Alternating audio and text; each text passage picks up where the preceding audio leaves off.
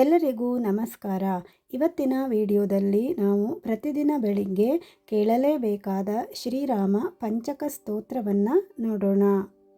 ಶ್ರೀ ವಾದಿರಾಜರು ರಚಿಸಿದ ಈ ಒಂದು ಶ್ರೀರಾಮ ಪಂಚಕ ಸ್ತೋತ್ರವನ್ನು ನೀವು ಪ್ರತಿನಿತ್ಯ ಬೆಳಗಿನ ಸಮಯದಲ್ಲಿ ಕೇಳುವುದರಿಂದ ನಿಮ್ಮ ಎಲ್ಲ ಕಷ್ಟಗಳು ಕೂಡ ಬೇಗನೆ ಪರಿಹಾರವಾಗುತ್ತದೆ. ಈ ವಿಡಿಯೋನ ನೀವು ನೋಡೋದಕ್ಕಿಂತ ಮುಂಚೆ ನೀವಿನ್ನೂ ನನ್ನ ಚಾನೆಲ್ನ ಸಬ್ಸ್ಕ್ರೈಬ್ ಮಾಡ್ಕೊಂಡಿಲ್ಲ ಅಂದರೆ ಈಗಲೇ ಸಬ್ಸ್ಕ್ರೈಬ್ ಮಾಡಿಕೊಂಡು ವಿಡಿಯೋನ ನೋಡಿ, ಹಾಗೆಯೇ ವಿಡಿಯೋನ ಪೂರ್ತಿಯಾಗಿ ನೋಡಿ.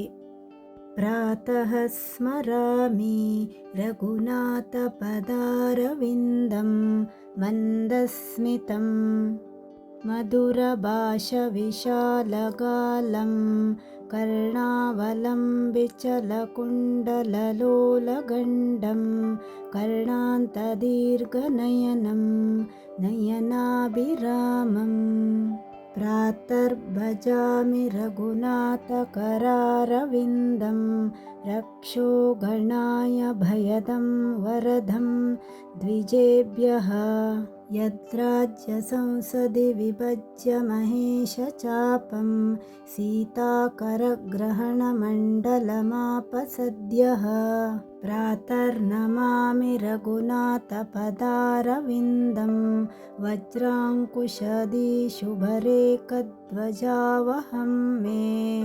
ಯೋಗೀಂದ್ರಮಾನಸಮಧುರ್ವತ ಸೇವ್ಯಮಾನಂ ಶಾಪಾಪಹಂ ಸಪದಿ ಗೌತಮಧರ್ಮಪತ್ನ್ಯಾಃ ಪ್ರಾತಶ್ರಯೇ ಶ್ರುತಿನುತಾಂ ರಘುನಾಥಕೀರ್ತಿತಂ ನೀಲಾಂಬುದೋತ್ಪಲಸೀತೇತರರತ್ನನೀಲಾಂ ಅಮುಕ್ತವೌಕ್ತಿಕವಿಭೂಷಣಭೂಷಣಾಢ್ಯಂ ಧ್ಯೇಯಂ ಸಮಸ್ತಮುನಿಭಿರ್ಜನಮೃತ್ಯುಹಂತ್ರೀಂ ಪ್ರಾತರ್ವದಾಮಿ ವಚಸಾ ರಘುನಾಥನಾಮ ವಾಗ್ದೋಷಹಾರಿ ಸಕಲಂ ಶಮಲಂ ನಿಹಂತಿ ಯತ್ ಪಾರ್ವತಿ ಸ್ವಪತಿನಾ ಸಹ ಭೋಕ್ತು ಕಾಮಾ ಪ್ರೀತ್ಯಾ ಸಹಸ್ರಹರಿನಾಮ ಸಂಜಜೌಪ ಯಹ ಶ್ಲೋಕ ಪಂಚಕಮಿದಂ ನಿಯತಂ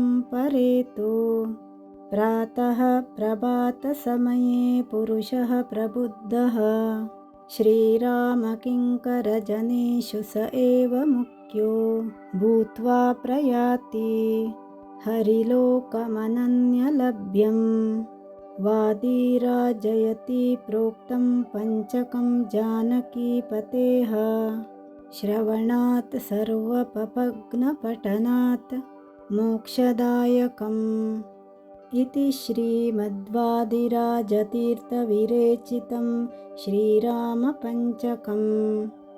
ಪ್ರತಿನಿತ್ಯ ನೀವು ಪ್ರಾತಃ ಕಾಲದಲ್ಲಿ ಈ ಒಂದು ಶ್ರೀರಾಮ ಪಂಚಕ ಸ್ತೋತ್ರವನ್ನು ಕನಿಷ್ಠ ಅಂದರೂ ಒಂದು 5 ರಿಂದ 6 ಬಾರಿಯಾದರೂ ಇದನ್ನು ಸಂಪೂರ್ಣವಾಗಿ ಕೇಳಿ.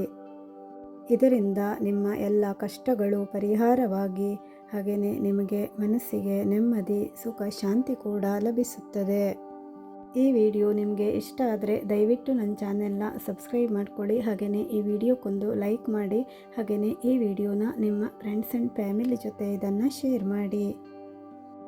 ಈ ವಿಡಿಯೋ ಹೇಗಿತ್ತು ಅಂತ ನಿಮ್ಮ ಅನಿಸಿಕೆಯನ್ನು ಕಾಮೆಂಟ್ ಮೂಲಕ ತಿಳಿಸಿ.